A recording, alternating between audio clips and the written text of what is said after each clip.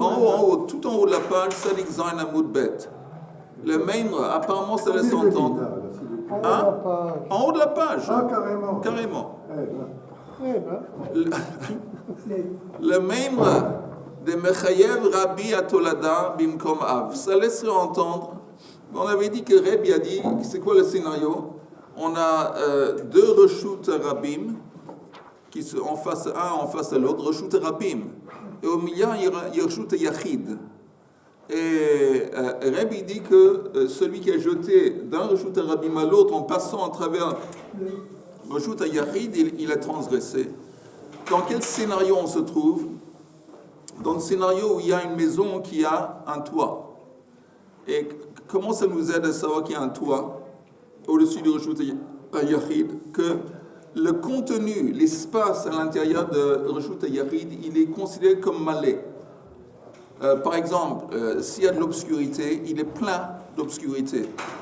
S'il y a Yoel, je crois sur Yoel, d'abord, je m'excuse, j'ai entendu que tu as fait une chazara avec les collègues. Mais j'ai entendu, pas que je peux entendre, mais il dit que comme il y a un toit, tout l'espace à l'intérieur, il est considéré comme rempli. Alors comment ça nous aide de considérer que le contenu de la maison est rempli? Comme ça, le type, il a jeté un projectile, il est passé par une fenêtre de la maison, à travers l'espace de la maison, est sorti de l'autre fenêtre et en fin de compte, il est tombé dans l'autre reshut Rabbim. Mais si tu considères que le contenu de la maison, il est rempli, ou à cause d'obscurité, rempli d'obscurité, ou rempli de vapeur, ça veut dire que c'est comme si il a été posé, c'est comme s'il a été posé à l'intérieur de la maison. Tout le monde a compris ce que je viens de dire? Non.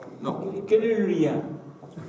Nous, on sait que pour transgresser la transgression qui s'appelle Hotsa'a, d'un domaine à l'autre, Reshut Yachid, Reshut Rabbim, tu as besoin de faire Akira, de soulever à partir d'un domaine et de placer l'objet, Hanacha, dans un autre domaine. Ok? On est d'accord?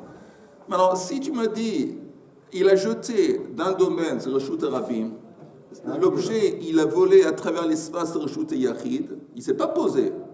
Et il s'est posé dans l'autre Reshut Rabbim. En fin de compte, qu'est-ce qu'il a fait apparemment? Il a jeté d'un reshut Rabbim à un autre reshut Rabbim. Ça, c'est pas censé être, c'est pas une transgression. Une transgression de faire passer un objet d'un domaine, reshut Yachid, à reshut Rabbim, reshut Yachid. Mais là, il a fait reshut Rabbim, il n'y a pas de problème. Mais Rabbi Yehuda, lui, il dit, c'est comme Rabbi Akiva qu'on a vu auparavant, mais lui, il dit que quand l'objet passe au-dessus de l'espace de reshut Yachid, c'est comme s'il s'est posé.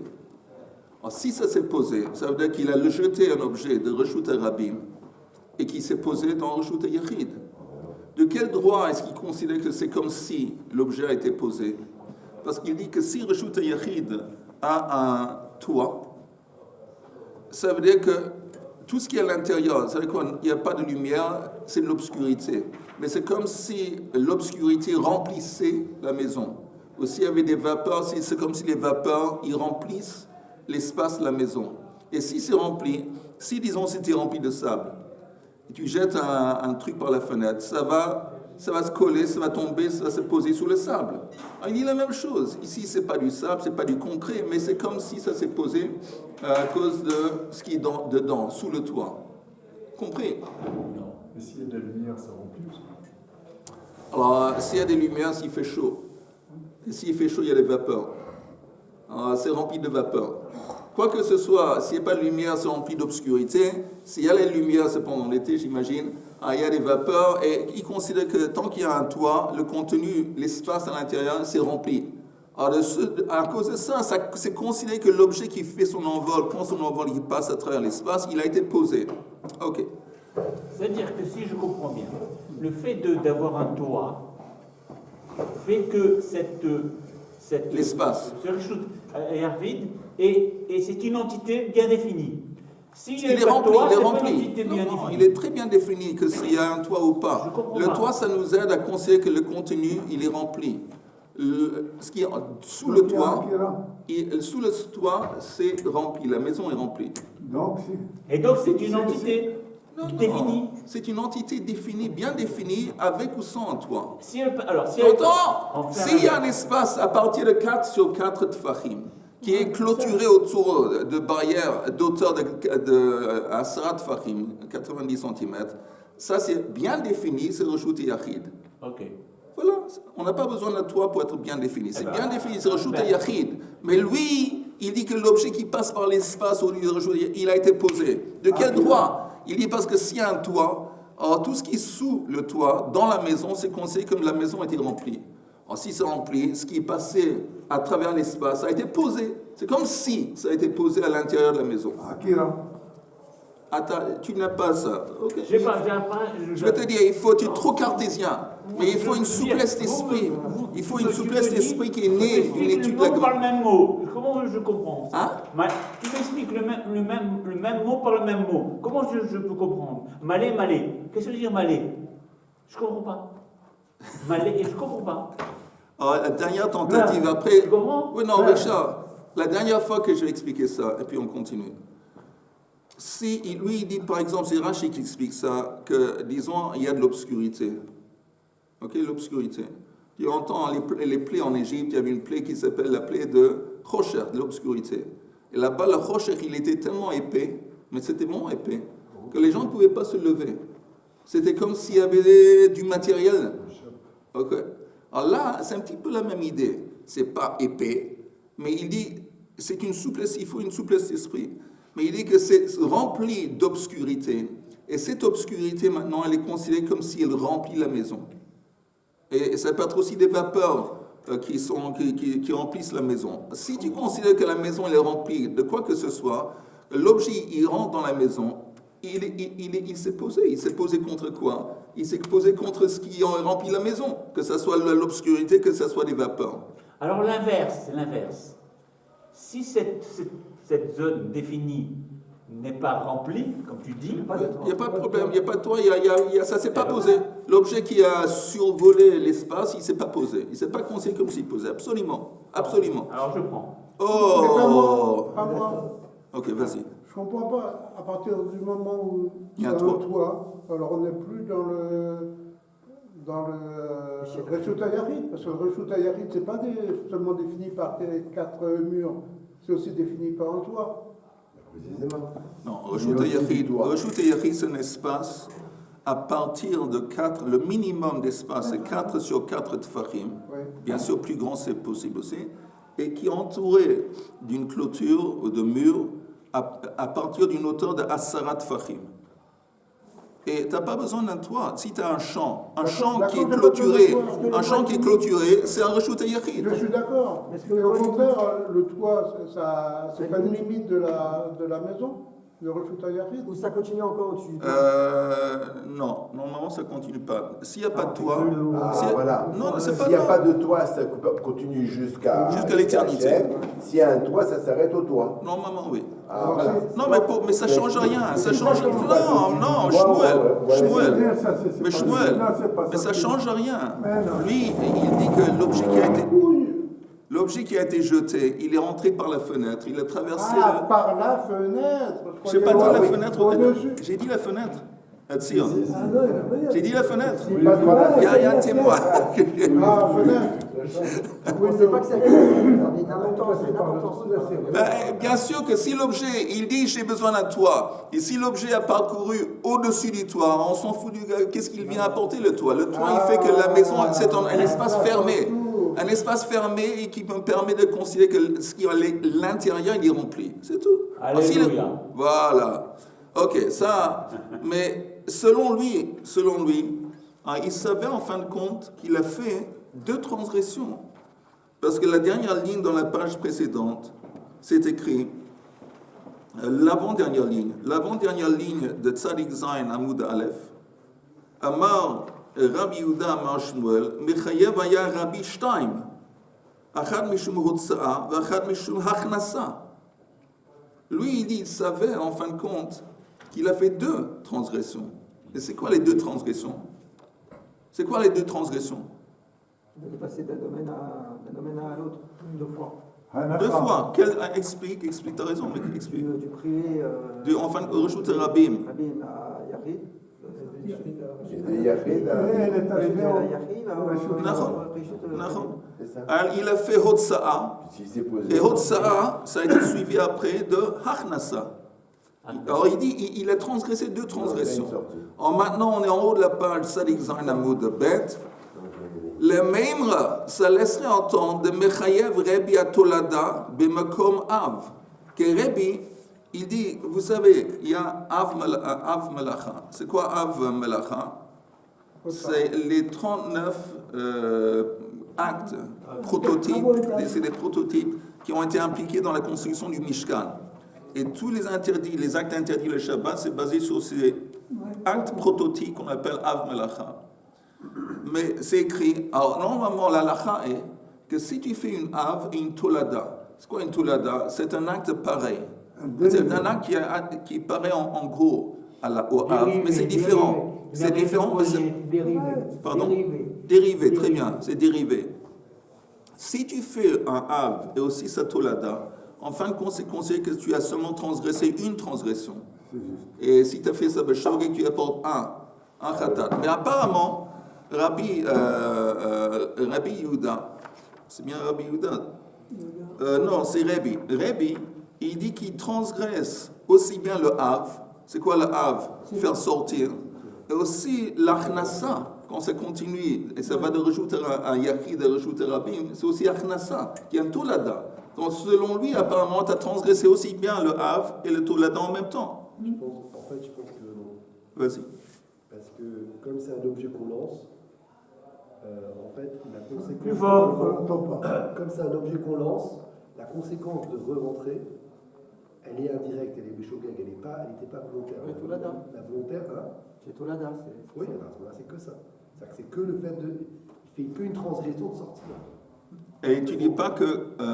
mais attends, si il considère, Rabbi, que l'objet, quand il est rentré dans l'espace, sous le toit de la maison, il s'est posé dans la maison, il s'est posé dans le Reshut Yachid. Si tu... Non, c'est ça qu'il est en train de dire. Si tu considères que ça s'est posé, alors quand ça continue son envol, alors ça veut dire en quelque sorte, ça s'est soulevé encore une fois, et ça continue, et ça s'est posé à nouveau. On peut imaginer. Donc, non, dans la lacha.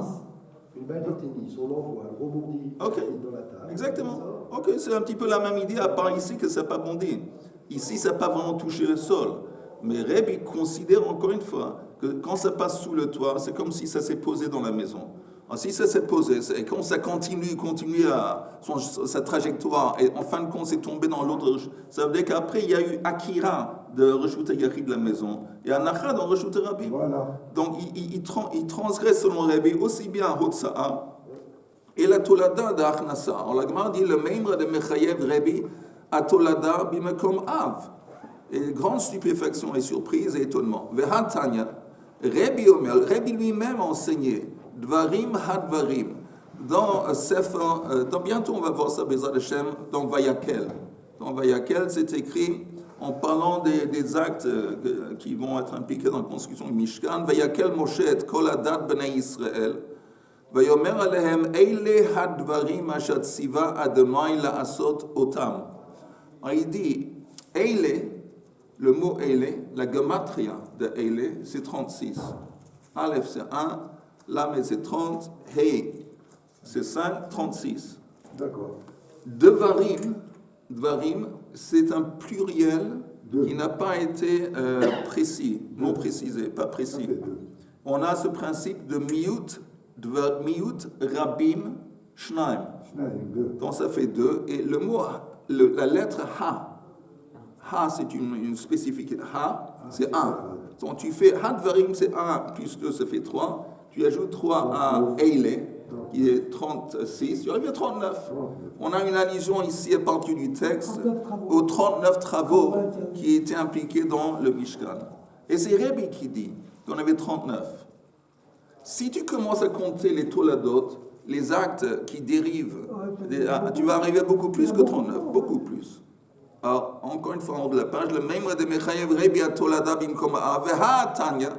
Rabbi Omer Dvarim Hadvarim, Eile Hadvarim, Eilu Lamed Tet Melachot, Sheneemru le Moshe Besinai.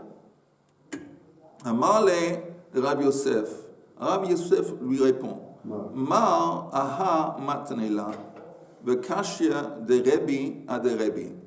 Vous avez appris cet enseignement au nom de Rebbi, vous êtes arrivé à une contradiction dans les paroles, Rebbi se contredit lui-même. Ok, je comprends, mais nous, Anan a de Rebbi Yehuda matninan. Nous, on arrivait, on enseigne l'enseignement au nom de Rabbi Yehuda. Et là, on n'arrive pas à des contradictions. On va voir. Velo kashielan. Detanya, c'est enseigné dans une braïta. Me reshut yachid le reshut harabim ve'avar arba amot bereshut harabim. Quelqu'un qui jette un objet de la maison, reshut yachid, dans le reshut harabim, à côté, dans le domaine public. Maintenant, Rabbi mechayev ve'chachamim potrin. Rabbi dit il a fauté, et chachamim disent qu'il n'a pas fauté. Bien sûr, tout de suite, il faut se demander quelle question. Si on lit ça, tout de suite, on devrait se demander la question, quelle question? Quelqu'un qui jette un objet d'une maison jusqu'au reshut harabim, ça c'est tombé. Rabbi dit qu'il a chayam, il a transgressé hotsa. Les chachamim disent que non. Quelle est la question qu'on devrait se demander? Ça a été posé. Ah oui, ça a été posé. Comment Chachamim Pourquoi ils disent que c'est pareil? Exactement. Ça veut dire quoi? Comment on peut avoir l'opinion rabbinin qui disent qu'il est exempt? Chachamim potrin. Amar Rabbi Yehuda, Amar Shmuel. Mechayev haya Rabbi Yehuda shtaim. Il dit quand Rabbi Yehuda dit qu'il a transgressé, en fin de compte, il veut dire qu'il a transgressé à 2 reprises. Il a fait 2 fautes. Achat meshum hotsa'a, ve'achat meshum ha'avara. Une faute qu'il a fait, c'est hotsa'a. Il a fait sortir un objet de la maison, il l'a mis dans le reshut harabim. Mais l'autre, c'est ha'avara. Il a transporté un objet, une distance au moins de 4 amot dans le reshut harabim. Apparemment, l'objet, quand il est sorti de la maison, il n'est pas tombé tout de suite à côté au seuil de la maison. Il a continué son envol, il est tombé à une distance de 4 amot ou plus. Donc, il s'avère, apparemment, selon Rabbi Yehuda, qu'il a fait 2 transgressions, hotsa'a et ha'avara. Pourquoi il dit ça? De quel droit? De isalka da'atar, chadahu de mechayev. Parce que si tu penses que quand il dit il a fauté, il parle seulement du fait qu'il a fauté, il a fait hotsa'a. Il a fait sortir un objet de reshut hayachid de reshut harabim. Alors ça marche pas. Michlal de Rabbanan, patri legamre. C'est-à-dire que pour Rabbanan, il n'a pas fauté de hotsa'a. Il n'a pas fait hotsa'a. Si tu penses que Rabbi Yehuda, il parle uniquement de hotsa'a, il dit qu'il est chayav al hotsa'a, c'est tout. Alors comment on explique Rabbanan qui disent qu'il n'a pas fait hotsa'a? Ha'apikla, mais reshut hayachid, le reshut harabim, il a fait sortir un objet pour Rabbanan de reshut hayachid, la maison, qui est tombé dans le reshut harabim. Donc, forcément, quand Rabbi Yehuda, il mechayev Rabbanan potrin, c'est pas sur l'acte de hotsa'a, c'est sur quoi? Sur l'idée qu'il a fait 2 transgressions. Il a fait hotsa'a et ha'avara.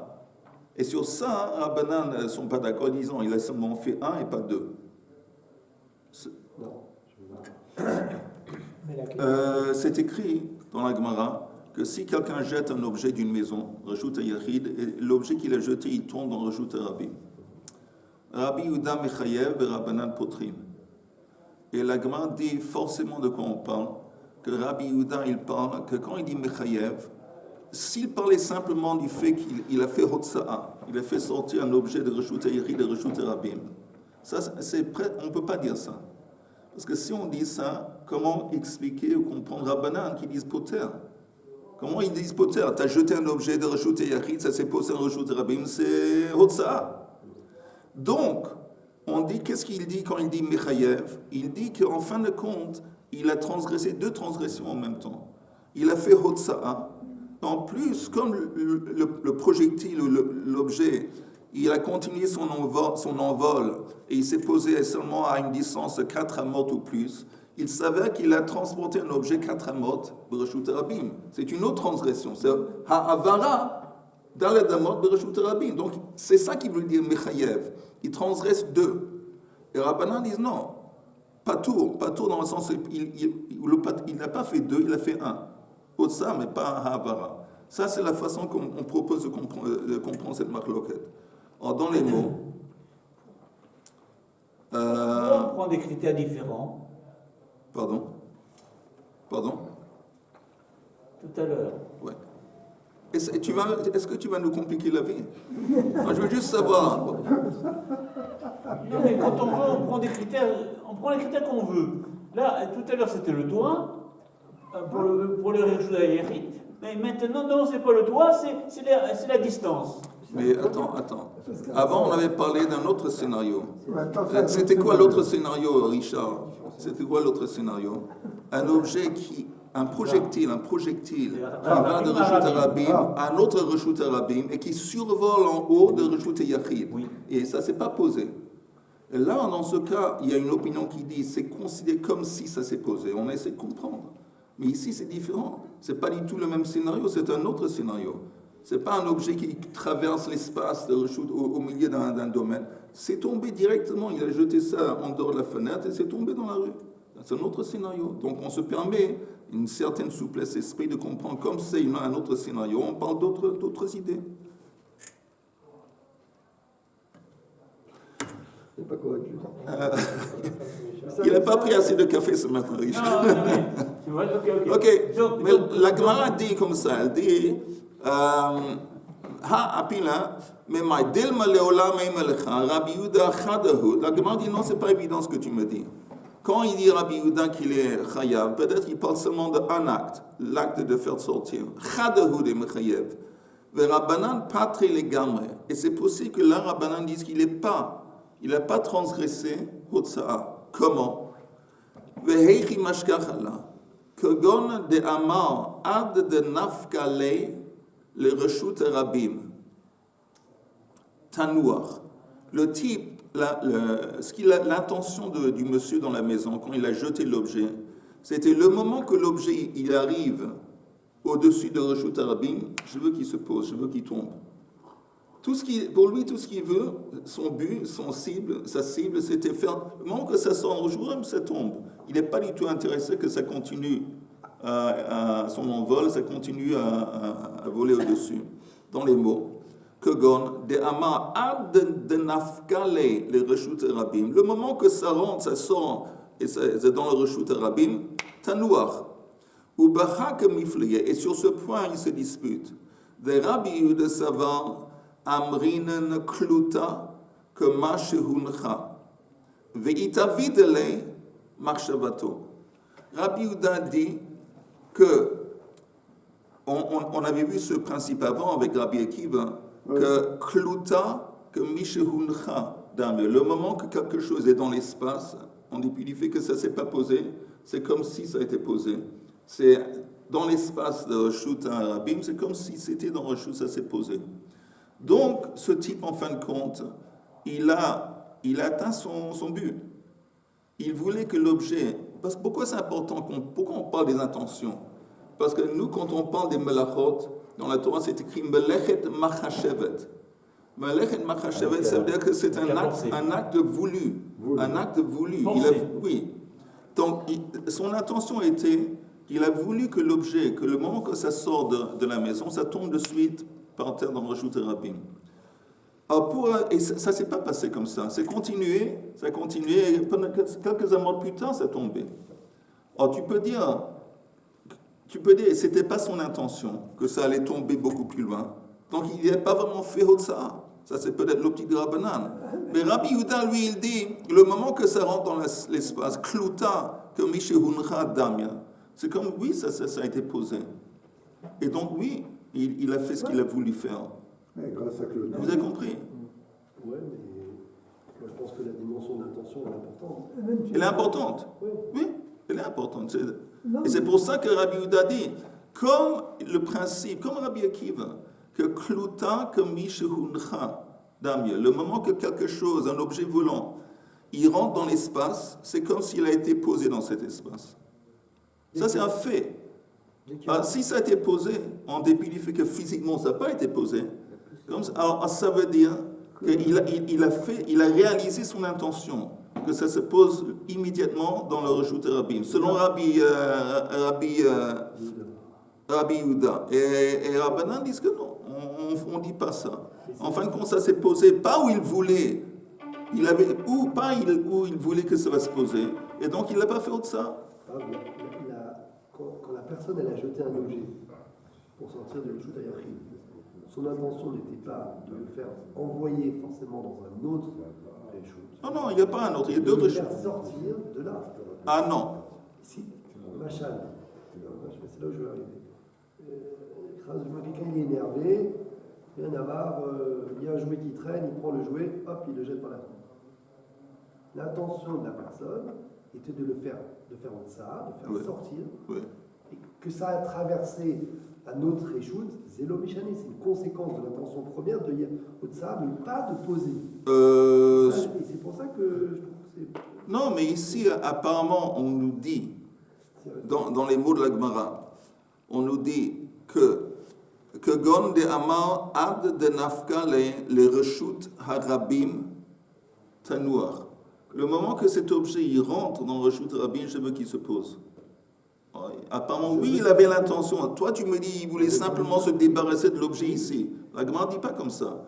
Elle dit qu'il y avait une intention, que cet objet va sortir de la maison et va se poser immédiatement dans le reshut harabim. Donc, la Gemara, elle parle du cas de celui qui veut jeter quelque chose pour l'envoyer dans un autre endroit. Absolument. Et elle va parler du cas de celui qui veut juste. Non, en attendant, encore une fois, pourquoi se compliquer la vie? On est dans un scénario où lui, il a l'intention que l'objet sort de la maison, et se pose immédiatement. Se pose immédiatement. Le moment que ça rentre en jeu, il veut que ça va se poser. Mais ça ne s'est pas posé immédiatement. Ça ne s'est pas posé immédiatement parce qu'il l'a jeté avec un chose et ça continue son envol encore à quelques mètres, quelques amotes. Alors, la question est, comment on conçoit cette chose? En fin de compte, où Rabbi Yehuda, il dit, écoute, nous on est comme le Rabbi Akiva, on a un principe.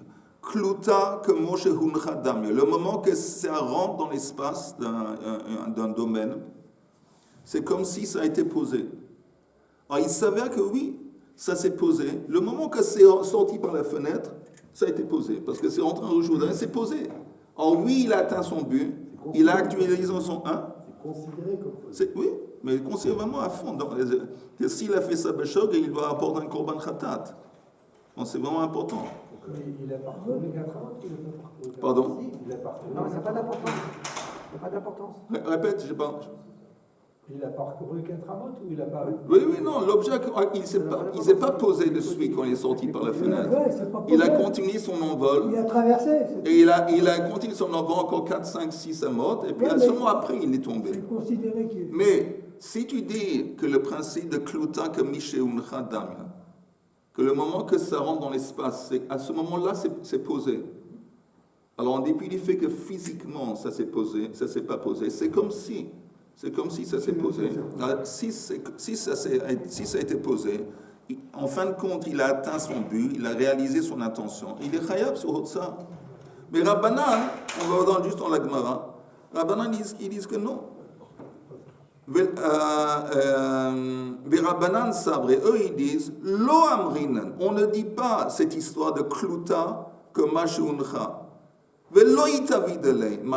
Donc il n'a pas réalisé son intention. Son intention était que le moment que ça rentre dehors, le moment que ça sort dehors, ça tombe. Ça ne s'est pas passé. C'est seulement tombé sur le sol quelques mètres plus tard. Donc comme il n'a pas fait son intention, il n'a pas en fin de compte fait la transgression midéoraita de Hotsa, parce que ce n'est pas Melechet Marchevet. Aval, mais en ce qui concerne ce qu'on avait dit avant, notre tentative de dire avant que Rabbi Yehuda, il dit quand tu fais deux choses, Av et Tolada, tu transgresses deux transgressions à part. Non, tout le monde est d'accord que ça on ne dit pas ça. Est-ce que c'est un peu flou? Ça vaut la peine que j'explique ça encore une fois? S'il vous plaît. Yehuda, t'as compris? Ou c'est légèrement flou? Écoutez, je vais juste répéter ça encore une fois, parce que c'est vraiment pas compliqué, même pour les étudiants des Mouna. On dira au Rav Ben Ishaï. Nous, on nous présente ce scénario, quelqu'un qui jette un projectile de la maison, Reshut Yachid, et il tombe dans Reshut Rabim. Rabbi Yehuda, il dit Chayav, et Rabbanan, ils disent Patur. Notre première réaction était laquelle? On a dit, bon, évidemment, dans ce cas, de quoi on parle? Que Rabbi Yehuda, quand il dit Chayav, il parle de quoi? Il parle qu'il est Chayav, il a fait 2 transgressions. Chayav de 2 transgressions. Et là, Rabbanan dit, non, il n'est pas tout dans le sens qu'il n'est pas Chayav 2 transgressions, seulement une. C'est quoi les 2 transgressions? 1, il a fait Hotsa'a. Et 2, il a fait transporter un objet 4 amot de Reshut Rabim. Et ça c'est la deuxième transgression. Donc là, il dit Chayav, ça veut dire que pour Rabbi Yehuda, ou Mechayev, comment ça s'appelle? Mechayev Tolada im Av. On trouve quelqu'un qui Mechayev Tolada im Av, et Rabbanan disent non, ma pitom, on ne prend pas en compte Havara, c'est seulement Hotsa'a. Ça, c'est notre première réaction à cet enseignement. C'est pas ça. Excusez-moi. Mais Havara, Abba Amot, c'est pas la même. C'est pas une Tolada. C'est pas une Tolada. Oui, on a vu la page d'avant. Oui. Que c'est à la il fait rentrer, il fait sortir. Ça, on peut dire que c'est Av et Tolada. Mais là, vous avez dit, il fait rentrer, et ensuite il fait 4 amot. C'est 2 choses différentes. Oui, mais tu as raison, mais comme le fait que aussi bien Hotsa'a, aussi bien transporter 4 amot de Reshut Rabim, c'est le résultat du même acte. Tu entends, Yehuda? Les 2, c'est le résultat du même acte. C'est quoi? L'acte qu'il a jeté. De ce point de vue, c'est comme une Tolada du Av.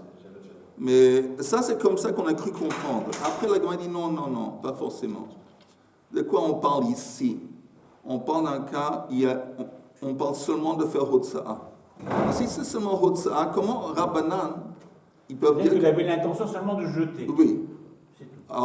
Alors il a jeté. Il a jeté, et l'objet est passé de la maison, Reshut Yachid, il est tombé. C'est évident qu'il a fait Hotsa'a. Comment Rabbanan peuvent dire qu'il est chose? Alors on nous crée un scénario. Ça s'appelle le Kimta. Le scénario est qu'il avait dans la tête une intention bien claire. Que je veux que cet objet, le moment que ça sort de la maison, elle tombe directement sur le sol de Reshut Rabim. Ça, c'était son intention. Mais en fin de compte, ça ne s'est pas passé. Il a jeté le truc, au lieu de tout de suite de tomber par terre, ça a continué son envol pendant encore quelques mètres. Alors, Rabbi Yehuda, il dit, en fin de compte, moi j'applique le principe de Kluta que Mishehuncha Damien. Et ça, donc il s'avère que oui, le moment que c'est sorti de la maison, ça a été posé. Et donc oui, il est Chayav. Et Rabbanan disent non, on n'est pas d'accord avec ce principe de Kluta comme Mishehuncha Damien. Et donc en fin de compte, ça s'est seulement posé à une distance de quelques mètres de la maison. Ce n'était pas son intention, et donc il est pas tout. Et si c'est comme ça, c'est un tout autre marloquette, et tout le monde est d'accord qu'on ne va pas punir un Av, quelqu'un quand il fait un Av, une Tolada ensemble. Ça, c'est l'explication.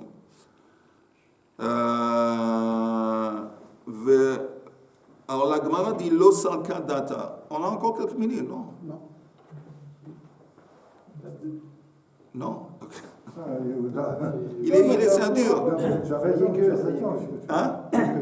Pardon? Un yeki, oui. Il est dur. Ok, alors apparemment on a terminé le chiot.